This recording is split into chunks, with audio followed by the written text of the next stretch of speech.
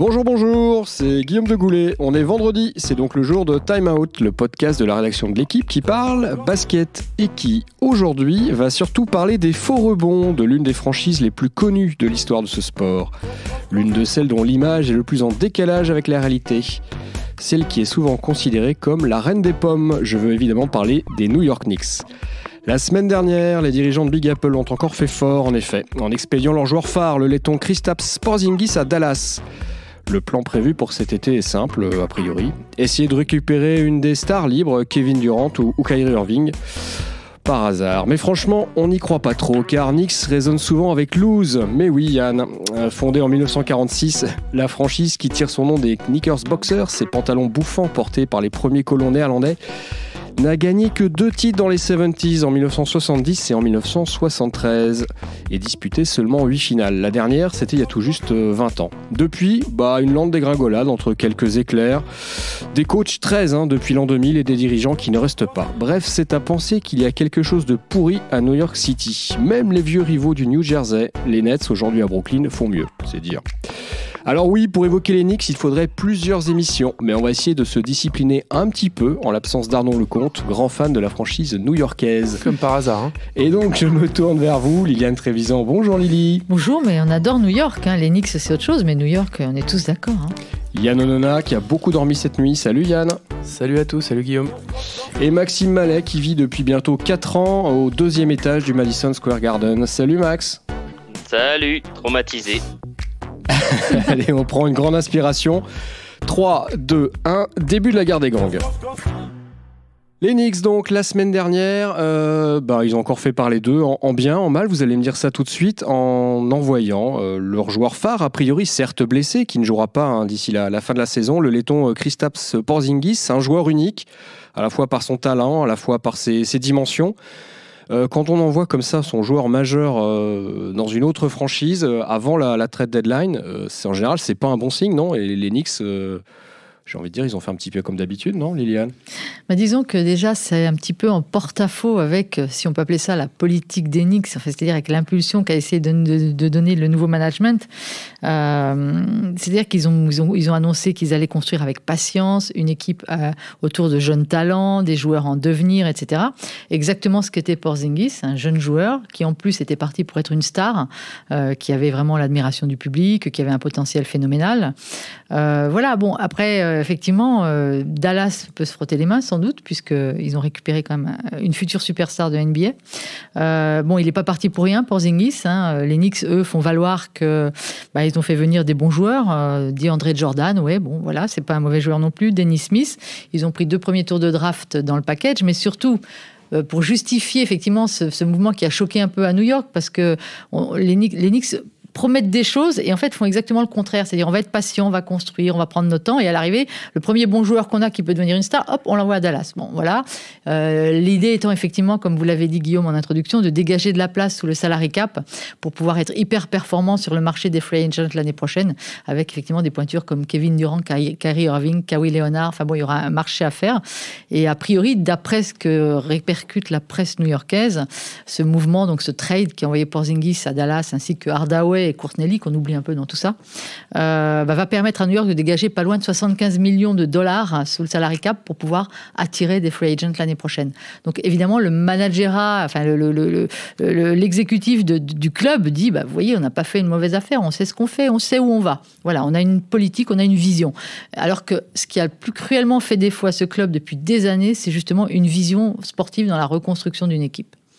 Max, Liliane parlait de la presse new-yorkaise. Pour nous, la presse new-yorkaise, c'est toi. Comment elle a été perçue, ce trade, ce déménagement forcé du laiton à Dallas ? C'est quand même comme une surprise. C'est vrai qu'on s'y attendait pas trop. Mais après, c'est vrai que j'en discutais quelques semaines avant à Nicolas Batum. C'est souvent les trades dont on n'entend pas trop parler qui se passent. Ceux dont on entend beaucoup parler qui sont du début à la fin sur la place publique, en général, ils se font pas. On l'a vu avec les Lakers, les Pelicans autour de Davis. Donc c'était une surprise, puis c'était dans les tuyaux depuis un petit moment déjà, et ce qui a donné lieu à des passes d'armes un peu bizarres après coup entre la la franchise et Porzingis, puisque il y a eu une réunion le matin même de l'échange entre Porzingis et les dirigeants de la franchise, où en gros, ce qui en ressortait, c'est que Porzingis n'était pas content de la direction que prenait la franchise, et quelques heures après, on a appris qu'il était échangé. Donc ça a donné l'impression que les Knicks l'avaient échangé en quelques heures seulement, alors qu'en fait, ça faisait des semaines qu'ils en discutaient, que la veille au soir, Dallas jouait à New York, et donc il y avait eu des discussions longues entre les dirigeants autour de Porzingis. Et donc après coup, ils ont dit voilà, Porzingis avait lâché la franchise, il se voyait pas faire partie des plans, etc.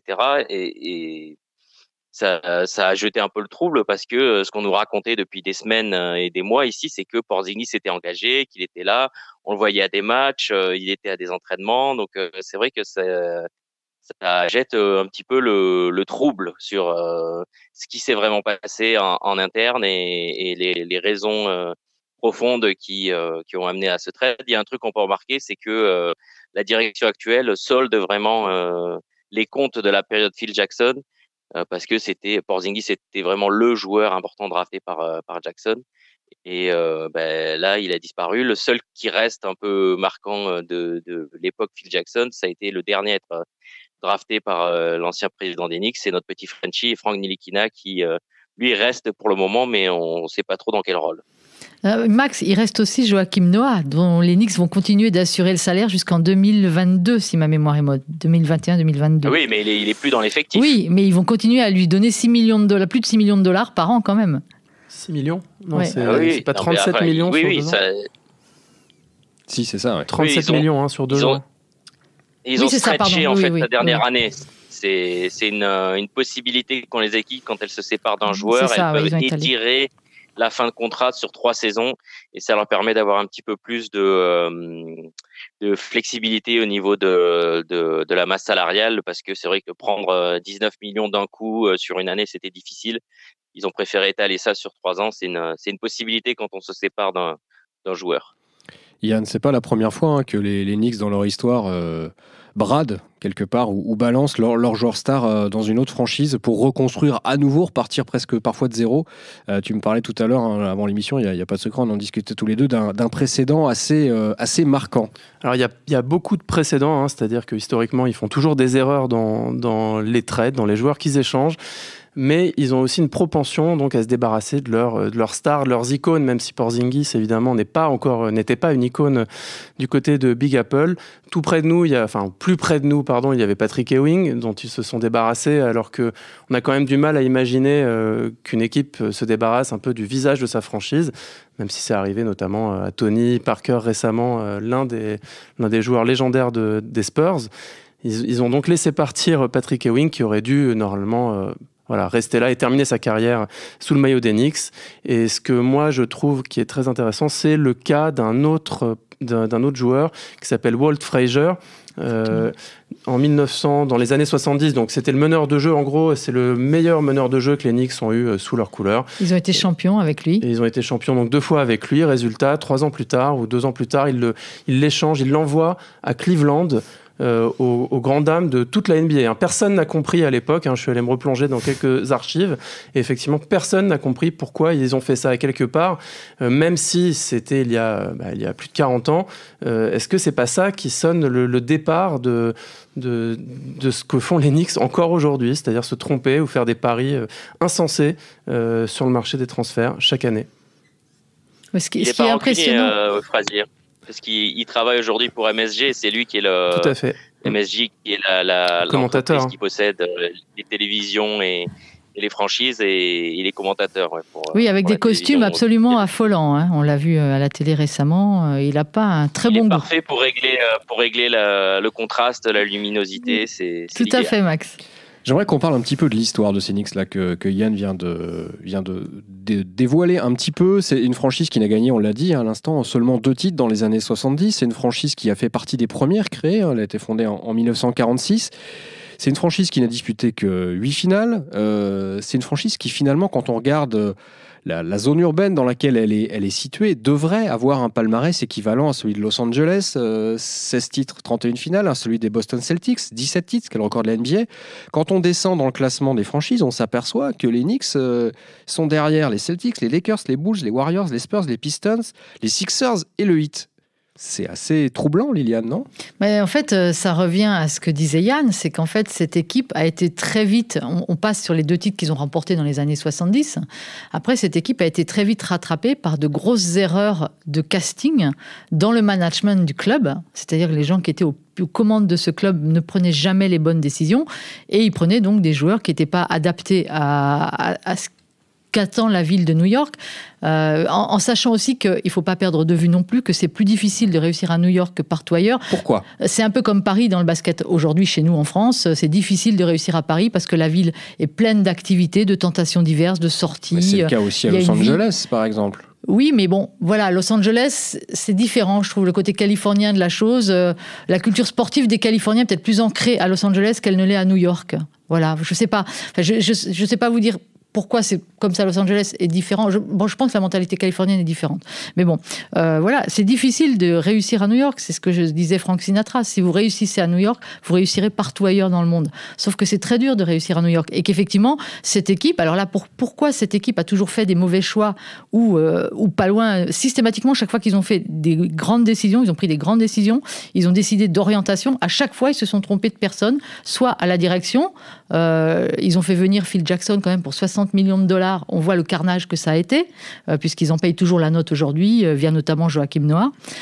Ils ont confié des responsabilités à Isaiah Thomas, qui avait été un très grand joueur, un coach absolument décent, mais qui a été un manager catastrophique, qui a permis à cette franchise de vivre son plus mauvais record de l'histoire de NBA. Je crois que c'était 23 victoires, 59 défaites, en ayant le 2e budget de la Ligue. Mais il faut le faire quand même. Enfin, je veux dire, il n'y a qu'à New York qu'on peut voir ça. Puis ça s'est terminé en scandale de harcèlement sexuel avec un procès et un arrangement de 11 millions de dollars à la clé. Donc voilà, c'est la vie à New York aussi qui fait qu'il y a une pression énorme autour de ce club. Il y a beaucoup de médias, il y a beaucoup d'intérêts en jeu, il y a un côté politique aussi pour s'inscrire dans la durée à New York.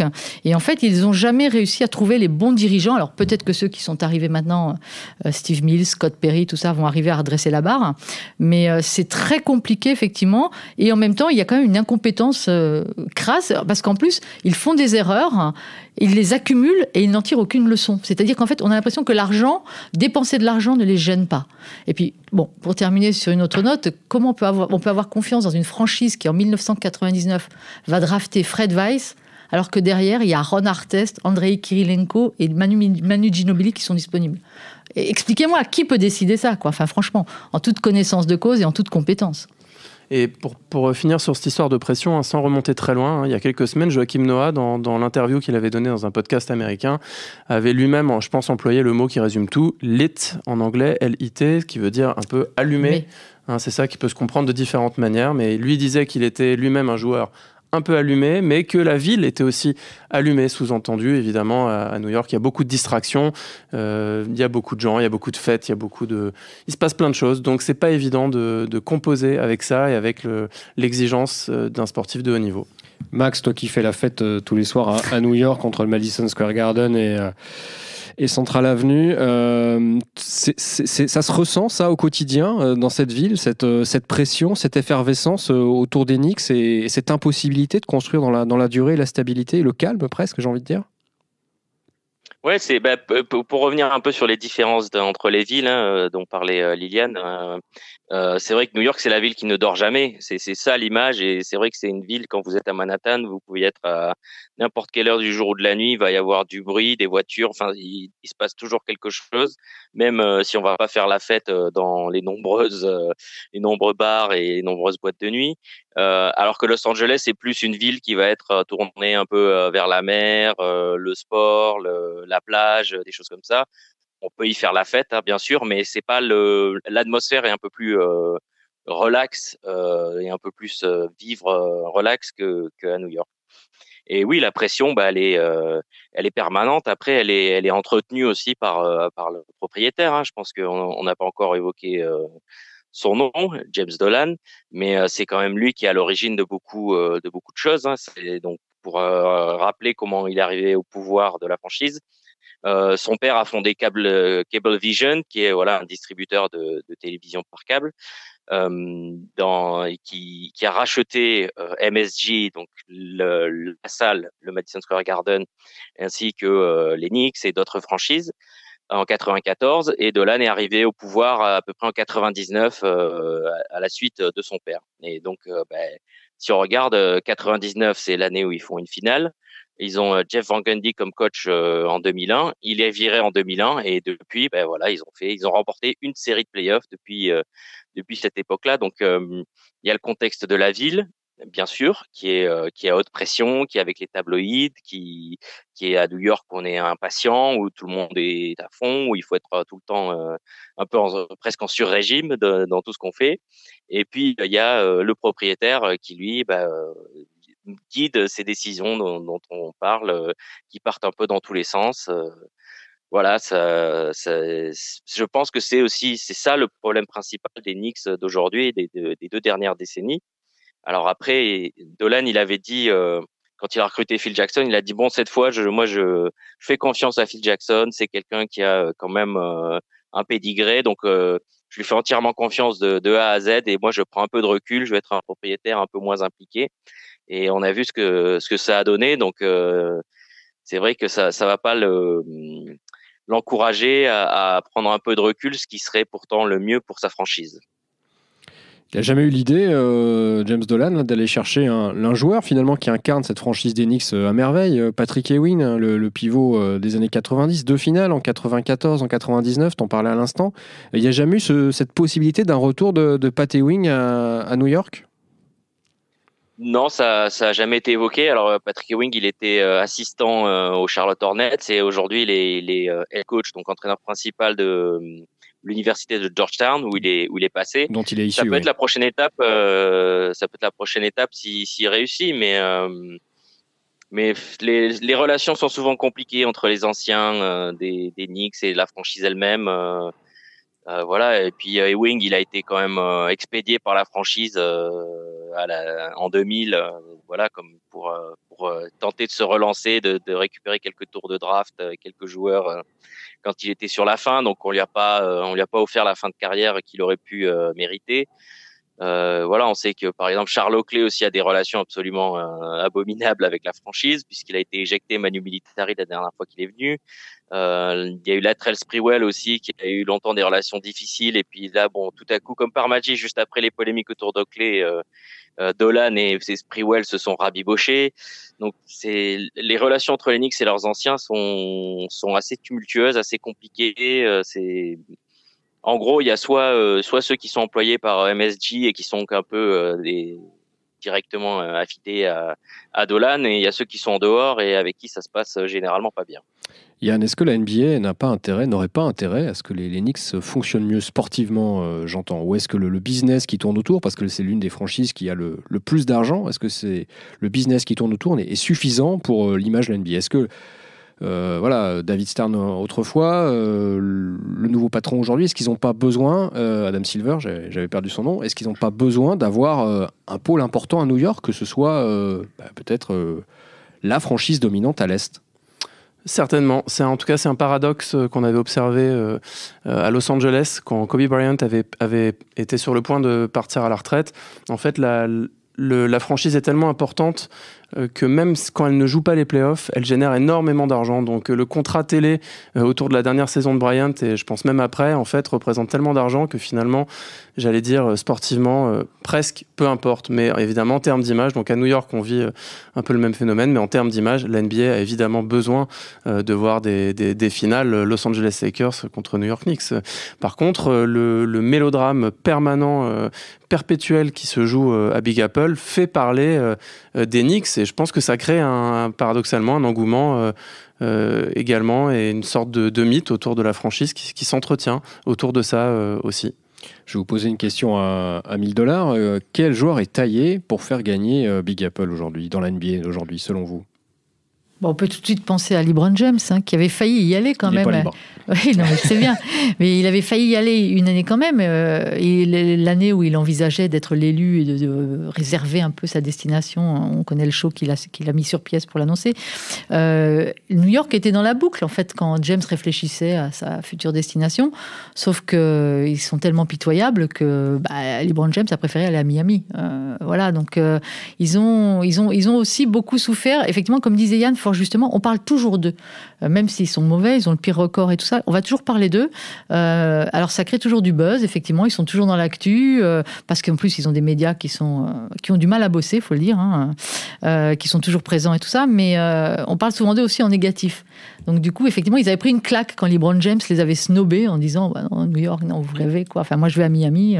Voilà, donc c'est une franchise un peu compliquée. Alors trouver le joueur qui aujourd'hui pourrait survivre aux tentations new-yorkaises. Faire gagner. D'abord, il lui faudra survivre à New York, aux tentations, à la fête, aux sorties, aux défilés de mode et tout ça. Et en plus, avoir le bagage sur le terrain pour pouvoir emmener cette franchise. Carmelo Anthony a essayé. Carmelo Anthony a essayé. New York avait placé beaucoup d'espoir en lui. Bon, il n'a pas réussi à les sortir d'une demi-finale de conf. Et voilà, donc je pense que je ne sais pas si ce joueur existe, en fait. Max, tu partages le même avis que Lily là-dessus. Il n'y a pas de joueur aujourd'hui, à part Michael Jordan ou LeBron James, taillé pour faire gagner New York? Non, on le voit pas. Après, pour les tentations, le meilleur moyen d'essayer de les éviter, c'est d'aller habiter à côté du centre d'entraînement qui, lui, est à 50 km au nord de la ville, dans des petites villes, des suburbs, de banlieues un peu chic.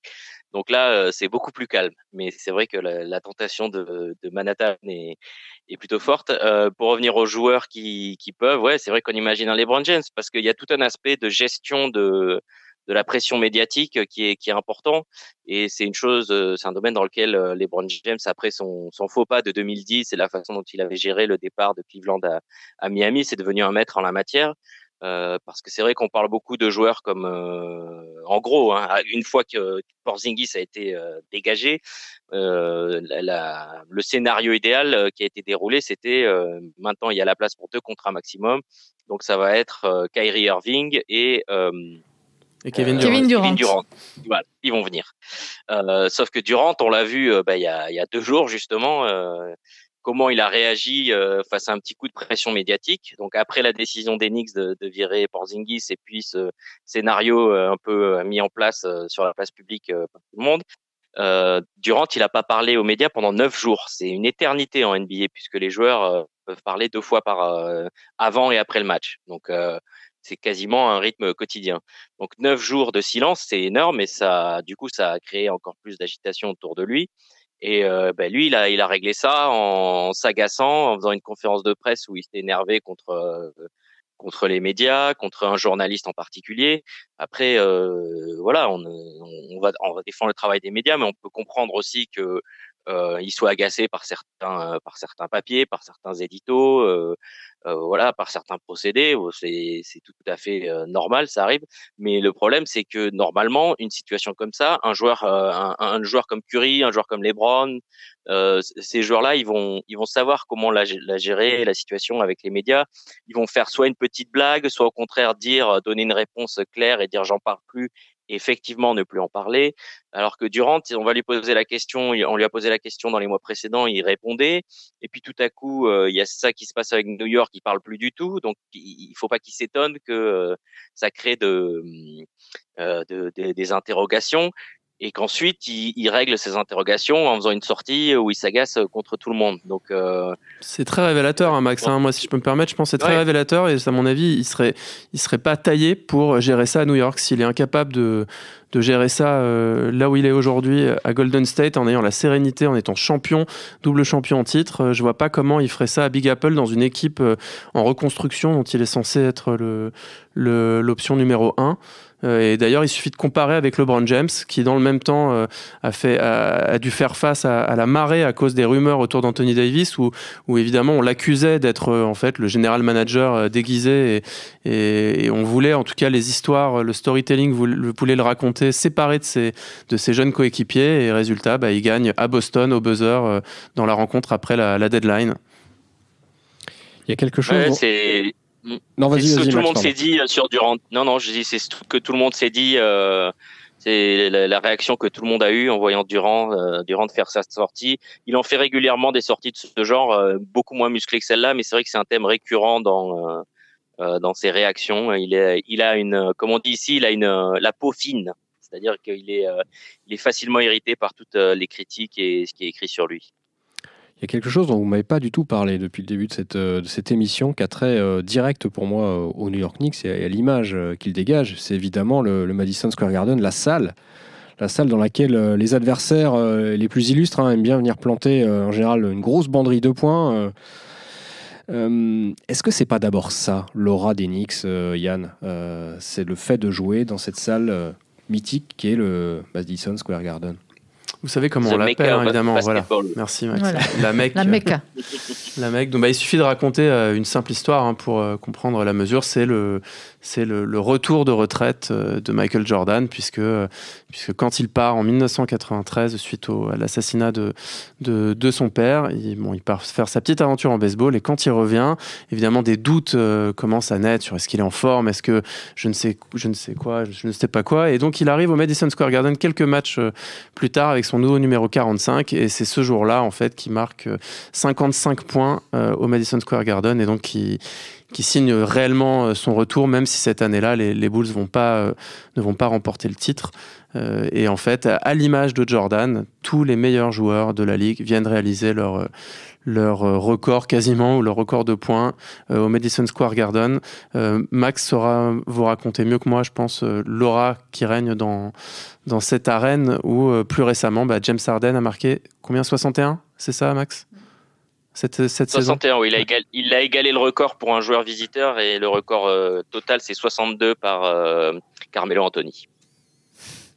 Le record, c'est, co-détenu par Kobe Bryant, faut pas oublier le nom. Liliane, tu y allais souvent dans cette salle. Le record pour un visiteur qui est co-détenu. Bien sûr. Les 62, c'était sous le maillot des Knicks, bien sûr. Pour Mélo. Liliane, tu y allais souvent, toi, dans cette salle du Madison. Qu'est-ce qu'elle a de particulier? C'est quoi? Il y a une atmosphère, il y a une odeur, le coca est meilleur qu'ailleurs Je ne bois pas de coca. D'accord. Donc, non, on va déjà, rien que le nom, Madison Square Garden, si vous aimez un peu le sport américain, si vous avez vu des films sur le sport américain, vous ne pouvez pas ignorer le Madison Square Garden. Si vous avez suivi un peu la boxe, c'est une antre, c'est une salle qui quand même commence à avoir son âge, donc c'est pas une de ces nouvelles enceintes hyper connectées qu'on peut connaître. C'est une salle mythique. C'est vraiment quelque chose où il s'est passé des milliards de choses en sport, en boxe, en basket, en concert, etc. C'est, comme le disent les commentateurs qui, eux, n'y vont pas avec le dos de la cuillère, chaque fois qu'ils parlent du Madison, ils disent la plus belle salle du monde, la plus prestigieuse salle du monde. Voilà, c'est le Madison. D'ailleurs, on dit même plus Madison Square Garden, on dit le Madison. Voilà, il y a une légende dans cette salle, il y a une âme. Elle a été rénovée quand même, parce qu'elle commençait à être un petit peu vieille quand même. Et effectivement, ça transcende les gens qui y mettent le pied. Vous n'avez qu'à dire que vous allez voir un match des Knicks à quelqu'un, il va vous dire, oh là là, quelle chance, putain, tu vas rentrer dans le Madison, c'est génial et tout. Je dis, oui, c'est une salle qui fait rêver, qui continuera à faire rêver encore. Et d'ailleurs, Steve Mills, le président de New York, disait récemment qu'il percevait, au hasard de ses déplacements professionnels en NBA, en discutant avec ses collègues d'autres clubs, avec la presse des autres clubs et tout ça, il percevait que l'image de New York aujourd'hui était toujours aussi attractive, malgré tout ce qui s'est passé, malgré toutes ces erreurs accumulées. Et il disait, on sent que les gens s'intéressent toujours à nous. Et il disait aussi que le Madison Square Garden n'était pas étranger à ce phénomène de réputation qui continue à faire de New York une ville, et des Knicks surtout, une équipe fascinante, alors qu'ils font tout pour ne pas l'être, quand même, globalement. Max, pour poser la question autrement, les Knicks sans le Madison, ce serait les Nets à Brooklyn, c'est ça? Ouais, sans doute. Il y aurait quelque chose comme ça, sans les résultats, puisque les Nets quand même là font beaucoup mieux, ils vont probablement aller en play-off. Mais c'est vrai que le Madison, c'est assez incroyable quand on demande à des joueurs anciens ou actuels leur salle préférée. 90-95% du temps, c'est le Madison Square Garden. Alors c'est une enceinte qui a ouvert en 1968, qui a été rénovée il y a 2-3 ans. Donc c'est vrai elle est un peu il y a un peu ce parfum à l'ancienne, alors que la plupart des salles de la ligue ont été soit bâties dans depuis les années 90 en gros. Donc il y a ce parfum-là, il y a cette voûte là qui redescend vers le milieu, vers le centre, cette forme circulaire. Alors c'est un boxeur récemment vous avez remarqué, ça s'appelle le Madison Square, donc qui veut dire carré, et c'est rond, donc il était un peu perturbé. Et voilà, il y a ce design, il y a toutes ces choses là, et puis c'est vrai que c'est l'histoire du lieu plus que son présent qui fait qui donne ce parfum là, puisque par exemple il y avait eu le combat du siècle entre Frazier et Ali. Il y a eu je crois que c'est là Frazier que Marilyn Monroe avait chanté le fameux President. Ouais. Mr. President. Il y a eu énormément des concerts par milliers de tous les plus grands. Voilà, donc c'est quand il y a eu le concert de soutien à Katrina, il s'est passé là-bas, par exemple. Voilà, donc il y a toujours c'est l'endroit où il y a eu les plus grands événements, et ça donne en plus de ce design particulier, de cette voûte circulaire et qui redescend et qui donne l'impression d'être dans une salle un peu plus intime que la plupart des salles NBA où quand on lève la tête, en fait, au-dessus, on a du matos, des voûtes, des structures en métal et compagnie qui soutiennent le toit. Là, on a l'impression d'être directement sous le toit, d'être dans une pièce en fait qui est un peu grande, mais c'est vrai que ça donne une atmosphère unique, et c'est celle qui est vraiment la préférée des joueurs, même si pour dire franchement, c'est pas le public le plus enthousiaste de la ligue, loin de là. C'est un public qu'il faut vraiment satisfaire avant ou qu'on lui donne du suspense ou du spectacle, pour que vraiment il se mette à chanter, enfin à encourager, à crier. Des matchs au Madison, ça peut être un peu propice à la sieste. Il y a notamment souvent des matchs en milieu de journée. Et là, le public est plutôt silencieux et calme. Donc c'est vrai que c'est assez déroutant. On s'attend à arriver dans une salle où il va y avoir un bruit de folie, et on l'attend souvent un petit peu, et parfois on n'en a pas vraiment. C'est vrai que c'est c'est un public très exigeant, et pourtant j'ai un souvenir et je pense que c'est pas loin d'être l'un de mes meilleurs souvenirs dans les matchs NBA auxquels j'ai pu assister. C'est l'année où Jeremy Lin, l'Insanity. Voilà, l'Insanity, exactement. On est en plein dedans, en fait. Donc, ce joueur qui vient d'Harvard, qui n'a pas un grand pédigré, tout d'un coup, du jour au lendemain, trouve du temps de jeu à cause des blessures et se met à mettre 30 points par match. Ça devient l'attraction numéro 1 de la NBA. Et il se trouve que cette année-là, je suis les Lakers de Kobe Bryant d'abord à Boston, et qui ensuite débarquent à New York pour un match au Madison contre Jeremy Lin notamment.